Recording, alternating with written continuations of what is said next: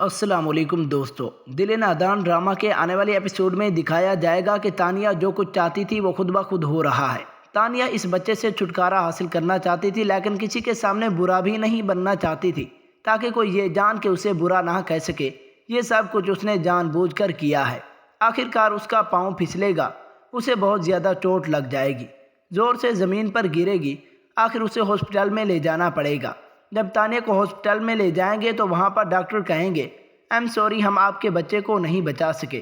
یہ بات سن کر زاویار اور جنید بہت زیادہ حیران ہوں گے۔ جنید درِ دانیہ کی طرف دیکھے گا اور کہے گا کیا تمہیں یہ سب کچھ معلوم تھا کہ واقعی بچہ ہونے والا ہے؟ مگر درِ دانیہ جنید سے نظر چرانے لگے گی اور تانیہ جھوٹ موٹ کے آنسو بہانے لگے گی۔ تانیہ جنید سے کہے گی کہ میں آپ کو سرپرائز دینا چاہتی تھی لیکن قسمت میں یہی لکھا تھا، اور تانیہ زاروں قطار رونے لگے گی۔ اس طرح سے رونے لگے گی کہ جنید کو بھی احساس ہونے لگے گا کہ تانیہ کو کتنا بڑا صدمہ ہوا ہے۔ تانیہ دل ہی دل میں کہے گی کہ بہت اچھا ہوا، اب تو مجھے زاویار کو پانے سے کوئی نہیں روک سکتا۔ تانیہ جنید کو گلے لگا کے رو رو کے برا حال کر دے گی اور کہے گی جنید، میں تمہیں سرپرائز دینا چاہتی تھی، میں تو چاہتی تھی کہ بڑا فنکشن کریں گے اور اسی پہ آپ کو سرپرائز دوں گی۔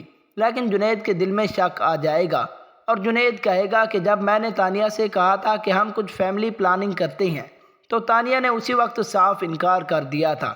بہرحال جنید تانیہ کو روتا ہوا نہیں دیکھ سکتا کیونکہ تانیہ تو اس سے پیار کرتی ہی نہیں، لیکن جنید تو اس سے بہت زیادہ پیار کرتا ہے، اس لیے اپنی نرم دلی کا مظاہرہ کرے گا۔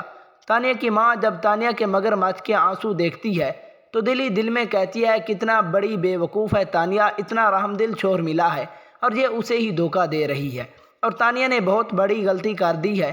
تانیہ کی ماں اپنے دل ہی دل میں خود کو کوستی ہے اور میں نے بھی تو اپنے شوہر کے ساتھ اچھا نہیں کیا تھا اور مجھے اب صرف اور صرف پچھتاوا ہی ملا۔ تانیہ بھی آخرکار اس طرح ہی پچھتائے گی۔ تانیہ گھر جاتے ہی پلان بناتی ہے کہ جنید اور دورِ نایاب کے درمیان ہونے والی گفتگو کو ایک غلط شکل میں پیش کرتی ہے۔ تانیہ کہتی ہے کہ جنید جس طرح دورِ نایاب کے آگے پیچھے پھرتا ہے اور اسے پسند کرتا ہے، مجھے تو لگتا ہے یہ بچہ زاویار کا نہیں اسی جنید کا ہے جو دورِ نایاب کے پیٹ میں پل رہا ہے۔ جنید تانیہ سے کہتا ہے تم کتنی گھٹیا عورت ہو، اسے شوہر پر الزام لگا رہی ہو، حالانکہ میں تمہارے ساتھ کتنا اچھا سلوک کر رہا ہوں۔ تانیہ کہتی ہے اگر تم چاہتے ہو کہ میں اپنا منہ بند رکھوں اور کسی کو یہ بات نہ بتاؤں تو تمہارے لیے یہی بہتر ہوگا کہ تم مجھے چپ کر کے طلاق دے دو۔